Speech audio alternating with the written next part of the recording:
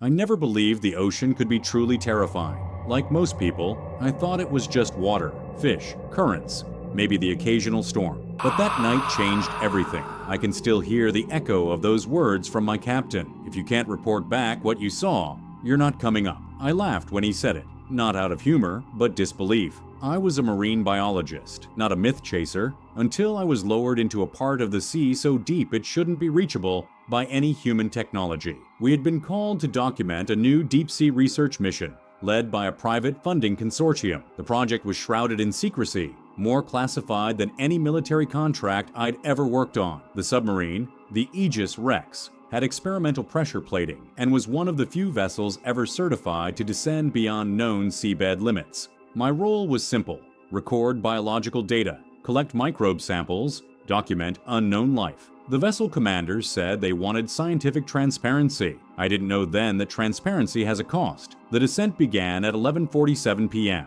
We passed 10 feet, the twilight zone, where sunlight still flickers, and continued deeper, 3,300 feet, the midnight zone, where light vanished entirely, and strange creatures floated like lanterns in the dark.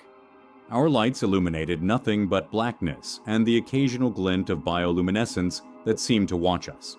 The deeper we went, the heavier the pressure felt, not on the hull, but in the cabin. Every breath was a reminder that we were entering a place humans were never meant to see. At roughly 13,100 feet, the abyssal zone, the sonar began acting strangely. Not noise, not artifact, patterns, repetitive beeps, rising and falling in a cadence that didn't match any natural phenomenon I had studied. I reported it. The captain listened but didn't respond. The engineers frowned at their readouts. Something was out there, something consistently structured. Then at 19,700 feet, the ocean basin, the water pressure was so immense, the submarine groaned like an old engine. Our instruments fluctuated erratically. Systems designed to withstand such depth flickered under loads they should have handled easily. And that's when the first image came through the external camera. Huge geometric forms, like colossal pillars rising sheer from the seabed, etched with patterns that resembled symbols more than structures. They shouldn't have existed. Nothing natural was so ordered at that depth. The science team whispered theories, ancient ruins, sub-oceanic tectonic formations, but none accepted what the cameras showed. Repeated patterns, not random rock formation.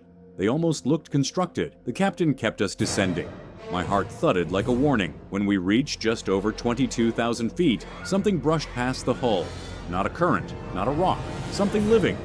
Larger than any whale I'd ever seen, but fluid and impossibly dark, like a shadow given mass. The lights caught a hint of a fin, if it even was a fin, before it vanished. The sonar blared. False positive, the engineer insisted, but even he didn't believe it.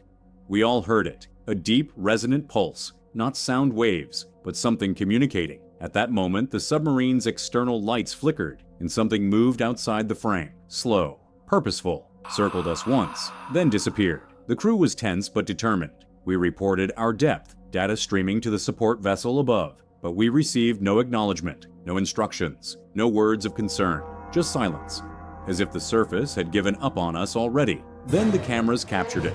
Not a creature born of imagination, but something vast, so enormous that our cabin felt like a toy boat beside it, a shape with undulating contours and light-absorbing skin, so dark that even our high-intensity lamps couldn't pierce it. What we saw first were the appendages, sweeping, flexible, like tentacles but impossibly vast, stretching out of the camera's view. It was deeper than we could fathom. We tried backing away. In theory, retreat is simple. In practice, panic doesn't allow theory. The lights tracked the silhouette as it drifted past, then halted directly underneath us. The submarine shuddered under the presence of that thing. Not like impact, but like a field passing through the medium of water itself. Then the structure below us emitted a low, reverberating hum, felt more than heard, vibrating through bone and metal both. Our instruments detected patterns in the hum, rhythms that felt intentional, signaling, recording, maybe even thinking. I didn't believe in intelligence beyond land-based life before that moment. I do now, and I can't explain the eyes.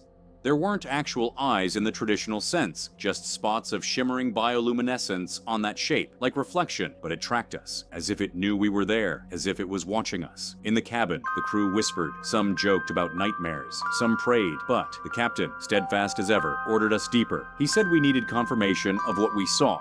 I think he simply didn't want to admit we encountered something beyond human understanding. At 29,100 feet, the water became thicker somehow. Not more pressure, but denser. Like the ocean was a superfluid at that point. Our thrusters responded sluggishly, and the sonar began to interpret phantom echoes. The flickering shapes outside multiplied, then faded, and then the view changed entirely. Instead of the blackness, we saw something that looked like underwater architecture. Vast arches, cavern walls carved with symmetrical designs, patterns reminiscent of circuitry more than rock. My fingers shook as I recorded everything. My mind registered wonder first, then that nagging dread that happens when you realize you didn't prepare for this discovery. I tried contacting support. Silence. I tried sending distress signals. Silence. Even the emergency pings returned no acknowledgement. We drifted through that underwater cathedral for what felt like an eternity. Then something struck the hull. Not a collision, but a wave of pressure so violent it registered higher than any ocean quake recorded by seismographs. The lights went out. All systems flipped to backup. We were blinded. The hum returned, louder, as though resonating through the very steel of the vessel. Messages scrambled on the instruments. Depth readings became erratic. The ship's digital compass spun wild, as if reality itself had lost its bearings. We were no longer just exploring the deep. We were inside its heart. It felt like the world had curved beneath us, and everything familiar had slipped away. No maps could chart this space. No science could explain it. And that humming, it changed. It began to pulse and sync with our beats, like it was aware of us. Then the screens flickered back on, and what we saw next was beyond horror. A massive opening in the cavern wall, like a mouth, and inside it, patterns of light that pulsed in complex sequences. Not random, not organic in the usual sense, but systematic. The lights behaved like a language,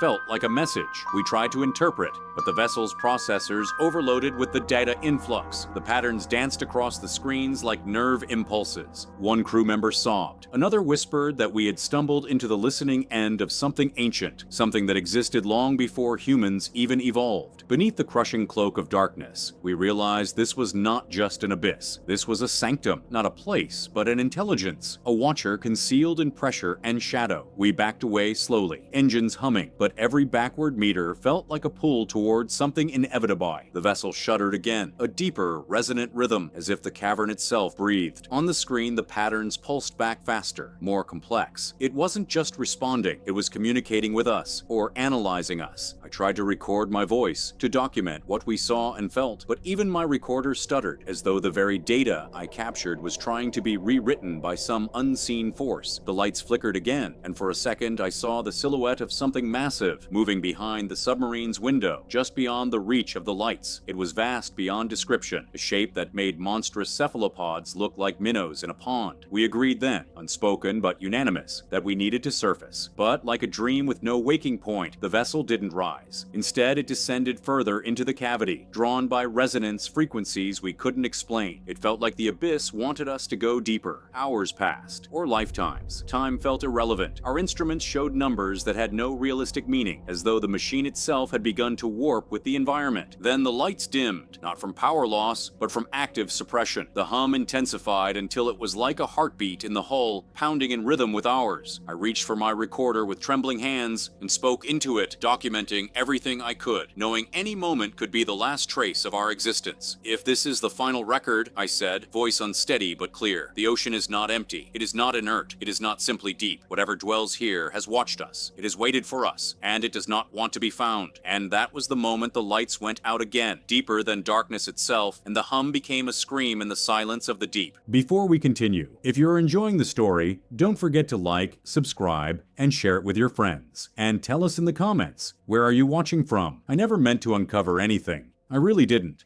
I signed up for the project because the promise sounded academic, exciting, scientific, the kind of work that changes textbooks, but doesn't tear worlds apart. But the deeper we went, the farther the truth stretched beyond logic. And now I'm lucky if I can even sleep without hearing the echoes of what we saw. It started the day I was told I was being reassigned.